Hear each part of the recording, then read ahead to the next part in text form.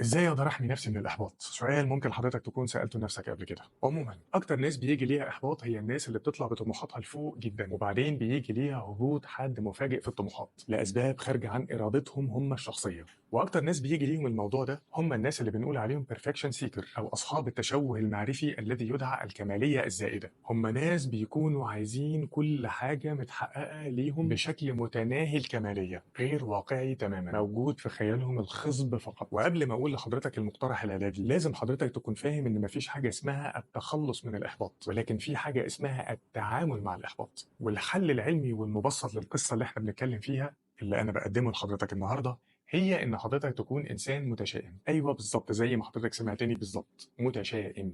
هتسالني وتقول لي هو ينفع التشاؤم يكون علاج؟ هقول لك ينفع ان هو يكون علاج في حاله ان حضرتك استخدمته بشكل وقائي. وعشان كده في مصطلح علمي اسمه التشاؤم الوقائي، وهو ببساطة حالة تفكير تخيلية مضادة. كل ما خيالك يطلع بيك لفوق انت بتنزل بيه لتحت. يعني على سبيل المثال انت رايح مشوار، المشوار ده ياخد نص ساعة تقريبا، بس انت قلت لنفسك ان هو هياخد ساعة لان الطريق ممكن يكون زحمة، لكن اللي حصل في الحقيقة انك انت وصلت في خلال ربع ساعة فقط. هنا حضرتك تشائمت تشاؤم وقائي عشان تحمي نفسك من ان يكون التصور بتاعك كان تصور تفاؤلي خيالي، بانك تقول لنفسك مثلا ان الطريق مش هياخد اكتر من 10 دقايق. والقصة دي انا مش عايز ان حضرتك تخاف على نفسك منها، يعني مش هتتحول البرمجه بتاعتك انك انت تتحول لانسان متشائم، لانك اصلا عندك تفاؤل زائد. فاللي احنا بنعمله ده نقدر نقول عليه ان هو مضاد حيوي للتفاؤل الزائد اللي حضرتك مصاب بيه. كان الكاتب الكبير احمد خالد توفيق ليه مقوله بتختصر المعنى المقصود، كان بيقول: كنت اتوقع دائما الاسوأ، فاذا بالحقيقه تاتي لي بافضل مما كنت اتوقع، وبهذه الطريقه كانت حياتي عباره عن سلسله من الاحداث الساره الغير متوقعه. الراجل عايز يقول بالبلدي انه كان بيحمي نفسه من التفاؤل الزائد بالتشاؤم الزائد، عشان قبل ما خياله يطلع بيه لفوق هو كان بينزل بيه لتحت. وهو ده المطلوب احيانا مش دائما. والكلام اللي انا بقوله ده بينفع مش مع كل الناس، ولكن بينفع مع غالب الناس اللي بتفكر بالطريقه